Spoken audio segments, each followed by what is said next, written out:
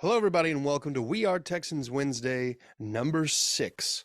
And we are here today to talk nothing but that team from Houston and to see if maybe we can figure out what the draft plans are going to be.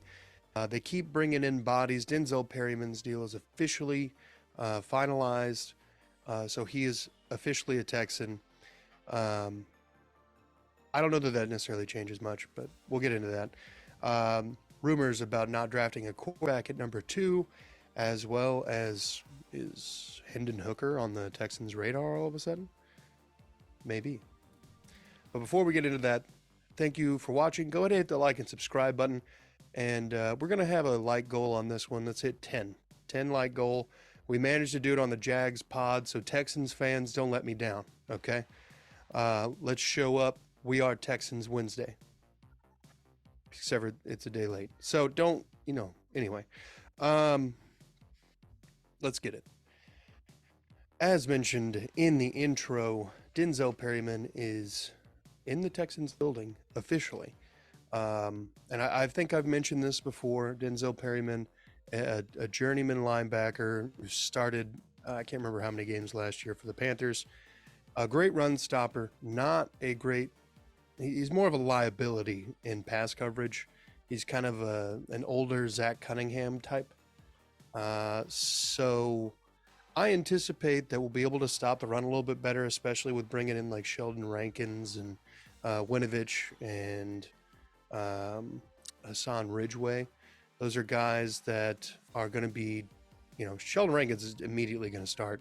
The other D tackle, Ridgeway, is going to be a rotational guy, but he's a veteran. He's got a little bit of mileage on him. He's 27 years old. He's pretty solid.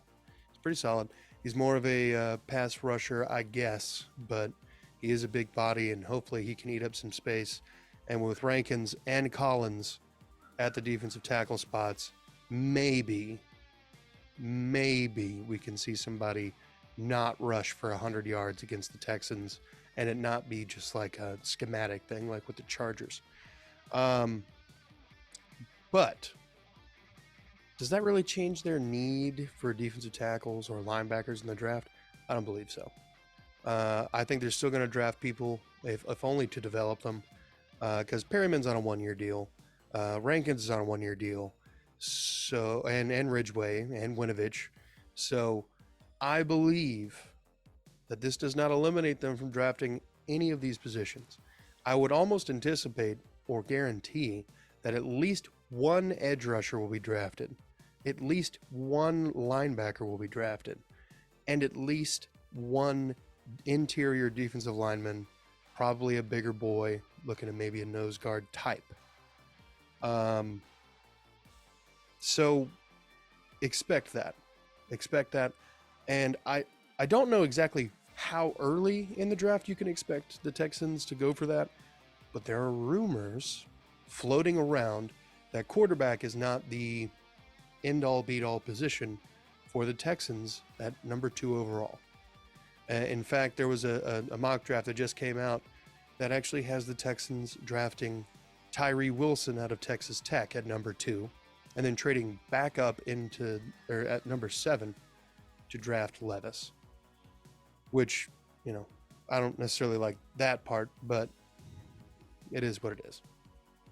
I would prefer, just bringing in best players available and getting a quarterback, because if this system is in any way similar to what the 49ers and by extension the Shanahan system is, or or its parent system, the Mike Shanahan system, any quarterback can really go in there, and as long as they make smart plays, they can go out there and win ball games. Okay? Jimmy G is a game managing type quarterback. And we just saw him get a 2 or 3 year deal for like $67 million from the Raiders. So I think that there's a school of thought that the Texans they're not in love by any stretch of the word with Davis Mills, but I think with his NFL experience to this point, the system, which is very quarterback and running back friendly, are going to complement him in such a way, the same way that Brock Purdy was able to come in as Mr. Irrelevant into the 49ers system and absolutely win and manage the games for them. He was undefeated until the conference championship, folks, and had he not gotten hurt, their defense was holding up. I think it's a different game entirely in that conference championship if Brock Purdy stays healthy. As we know, he didn't, and they ended up losing that game because no quarterback on the roster could throw the ball beyond him, and not after he messed up his elbow. So, I mean, they basically played 3 quarters with no quarterback, and they just couldn't do anything because of it. So I think the 49ers system that is coming here is going to be very beneficial for whatever quarterback it is. I'm not necessarily banging the table to keep 10 at the number 1 QB spot. However, they could draft a quarterback later. They could, in theory. Not saying it's a great idea. Not saying it's the idea that maybe I would do. I mean, I might, depending on how Hendon Hooker's looking. But let's just say you can draft Tyree Wilson or Will Anderson at number 2. You have your pick of the litter for defensive talent there. Hypothetically, all right? Don't jump me. Then, at pick 12, you see that there's maybe one of the big 4 quarterbacks left. Possibly Levis. Possibly Richardson. And also Hendon Hooker.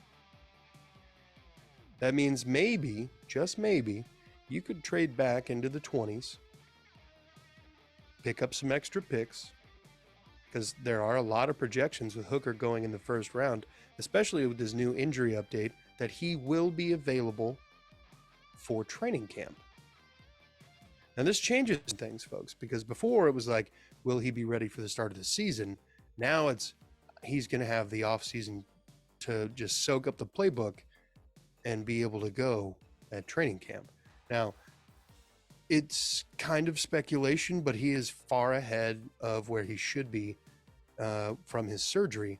At his pro day, he was able to throw the ball to, Hyatt and Cedric Tillman, but it was stationary. He didn't move a lot. His leg was in a thing. And he said that the next week following the pro day, he was going to be able to start doing pocket drills. So that tells me he's well on his way. Barring any setbacks, he could be available for that time of the year to really get the necessary reps. I think you can get him starting in the range of the first round, late 20 picks, or 20 further on, potentially early second.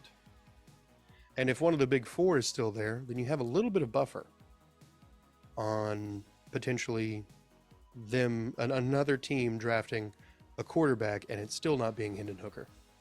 Yes, he's 25 years old, whatever, but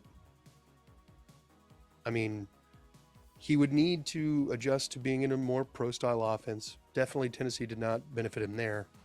But one thing he does know how to do very, very well, might I add, is protect the football. He had 5 total interceptions at his career in Tennessee. 5. 2 last season. Beyond that, he also knows how to run a 2-minute drill to a T. This Tennessee offense last year, when he was the starter, was immaculate.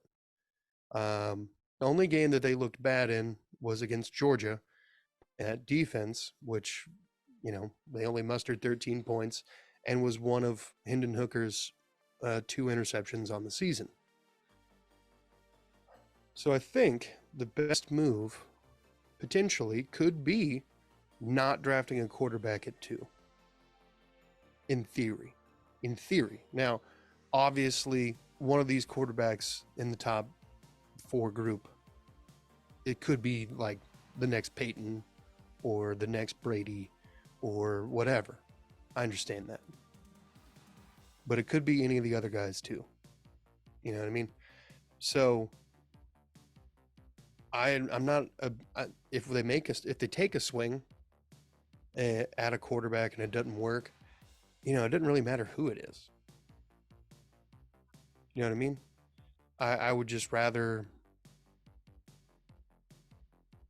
get as many picks as possible so that you can fill as many voids and holes as possible. You went out and spent a bunch of money in free agency to shore up the offensive line outside of the center position, and you're going to need to draft a center. You should probably draft a tight end because Dalton Schultz is on a 1-year deal, a prove-it deal, might I add. And maybe if he does well and likes Houston, maybe he extends, but iffy. You're going to need a wide receiver. You're going to need another corner. It wouldn't hurt to draft a safety to let both he and Petrie learn from Jimmy Ward before the new guy is thrown to the wolves. And it wouldn't hurt to draft a linebacker, defensive end, and or a defensive tackle. So there are needs across the board that you need filled. You need as many picks as possible. And as we know, Caserio likes to move up and down the draft to get the guys he wants.